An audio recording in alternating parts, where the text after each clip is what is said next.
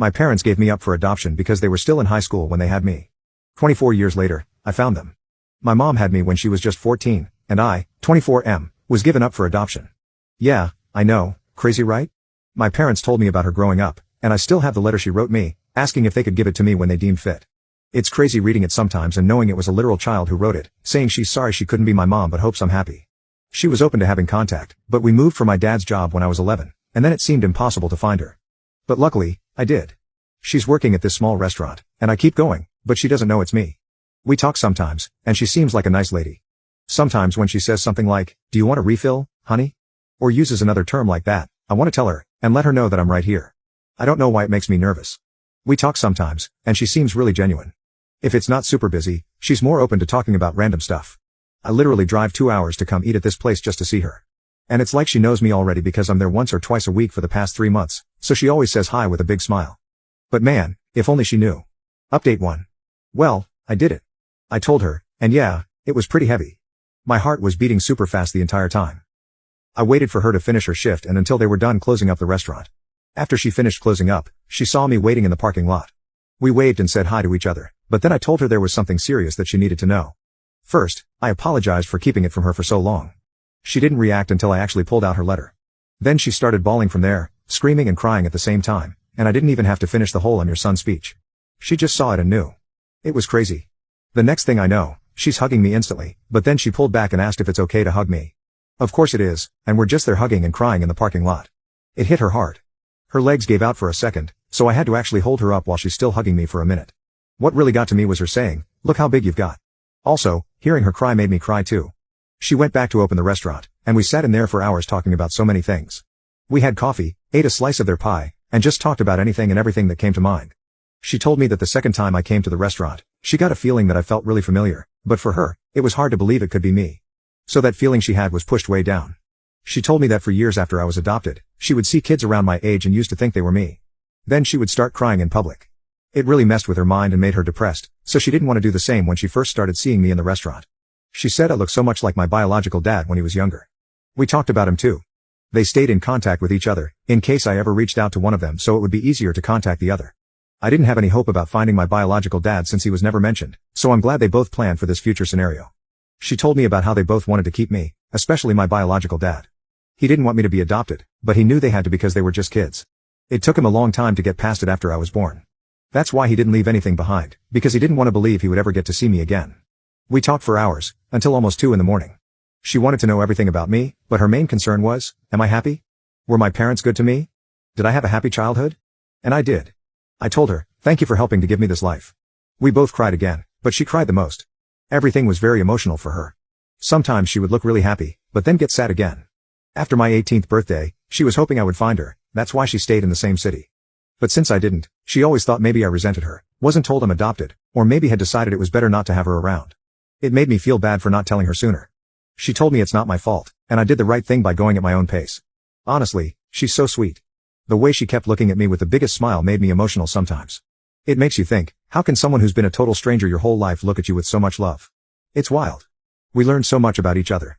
She asked me if we could have dinner soon to keep talking, and if, at some point in the future, I'm interested, come over to her house so I can meet her husband. That all sounded really great. We exchanged numbers, and after I left, she sent a text telling me thank you for giving her this gift that she didn't know would ever come. My girlfriend came over, and she hugged me while I cried. I wasn't sad, these were happy tears. Everything went better than I expected. There was still emotionally heavy stuff, but I'm still glad that we got to open up to each other. Update 2. Lots of you asked to let you know how it goes meeting my biological dad, and to say it was emotional is an understatement. To be honest, this was more nerve-wracking for me because I didn't know anything about him. With my bio mom, it was different because I watched her from afar and got to know her a little before it all came out. I asked my bio mom if she could be there too just because she knows him better, so it was the two of us waiting for him at this park. He was already crying before we even got to him. This guy is strong too, so he pulled me in for the biggest bear hug, and we were both crying. He told me he wants me to know that they loved me so much, and he loves me. I lost count of how many times he'd come back in for one more hug. This definitely got to him, and he kept saying, "Thank you God," a few times while looking at my face. Hearing him tell me how much they loved me even back then meant so much to me, and not gonna lie, that had me holding him tight too. I'm sure to everyone at the park, it was weird seeing 3 crying people. My bio dad said he cried so many times just driving over here, he didn't think he had any more tears until he saw us. When we were all sitting down, it hit me that my bio mom was not kidding when she said we look alike. Obviously, He's older, but still, the similarities were crazy. He brought gifts too, which was a surprise. It was really nice. He told me I don't have to keep them if I don't want to, but he felt weird not coming with anything, and he's wanted to give this to me for a long time. One was a teddy bear holding a picture frame of him at the hospital holding me.